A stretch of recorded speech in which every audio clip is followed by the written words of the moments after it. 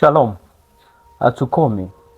Siku ya leo nimekuwa nikitafakari kuhusu andiko ambalo liko katika kitabu cha Waefeso sura ya 1 mstari wa 17. Nasema, Mungu wa Bwana wetu Yesu Kristo, Baba wa utukufu, awape ninyi roho ya hekima na ya ufunuo katika kumjua yeye. Mtume Paulo anaomba kwa ajili ya Waefeso ili Mungu awape roho ya hekima na ya ufunuo katika kumjua yeye. Haombi pengine ili Mungu awape vitu ambavyo ni vya kimwili ambavyo tungeweza kutamani vya kuendesha maisha yetu, lakini anakuja na ombi ambalo ni specific. Anataka wamjue Mungu. Ombi hili si ombi linalotia hamasa sana katika maisha ya baadhi ya watu. Ni ombi ambalo bila shaka wengi wetu tusingependa kuliomba, kulingana pengine na hali tulizo nazo, kulingana na mazingira na yale tunayoyapitia. Inawezekana msisitizo wetu uko kwa ajili ya kutafuta vitu vya Mungu badala ya kumtafuta Mungu au badala ya kumjua Mungu.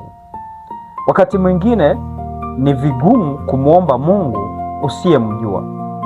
Kwa hiyo unaweza ukaniuliza, kwa nini nikimjua Mungu itanisaidia nini? Neno la Mungu nasema, wanaomjua Mungu wao watakuwa hodari na watatenda mambo makuu. Kwa hiyo katika darasa hili la maombi, ombi hili la kumjua Mungu vizuri wewe binafsi ni ombi muhimu sana. Ni ombi litakalo kusaidia kadri unavyozidi kumjua Mungu. Kadri unavyopiga hatua katika kumjua Mungu, ndivyo mambo mengi yanayofunuka na kufunguka katika fahamu zako na katika maisha yako. Sasa siku ya leo nataka nikuache na swali hili.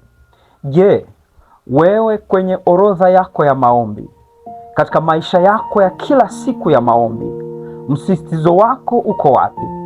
Msisitizo wako uko juu ya kutafuta vitu au ni juu ya kumjua Mungu zaidi? Sina maana kwamba kuomba maombi binafsi, yale tunayoita petitions, hairuhusiwi au ni dhambi au kwamba humpendi Mungu. Ila maana yangu kubwa ni namna ya kubalance haya mambo, namna ya kuwa na nia ya dhati ya kumjua Mungu zaidi binafsi kama Mkristo, ili hata unapomwendea ujue kwa uhakika unachopaswa kufanya. Mungu akubariki sana, mtu wa Mungu.